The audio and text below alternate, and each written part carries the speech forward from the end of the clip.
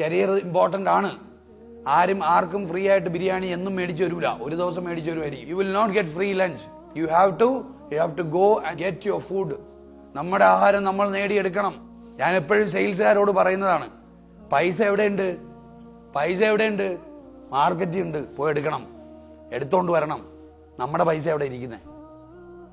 അങ്ങനെ ഒന്ന് ചിന്തിച്ചു നോക്കിയേ. എന്റെ പൈസ ഈ റിയാദ് ഏരിയയിൽ ഇരിക്കുകയാണ്. അത് ഓപ്പർച്യൂണിറ്റി ആയിട്ടിരിക്കുക, അതൊരു പ്രോജക്റ്റ് ആയിട്ടാണ് ഇരിക്കുന്നത്. അത് പോയി ഞാൻ എടുക്കുക, അത്രേ ഉള്ളൂ. ഡിസർവ് ചെയ്യണം ആദ്യം. എനിക്ക് തോന്നണം എന്താണ് അത് എന്റേതാണെന്ന് എനിക്ക് തോന്നണം. ആ തോന്നലാണ് പലപ്പോഴും ഇല്ലാത്തത്. നമുക്ക് തോന്നുന്നത് എന്തെന്നറിയാം, എങ്ങനെയെങ്കിലും ഒന്ന് ടാർഗറ്റ് അടിക്കണം.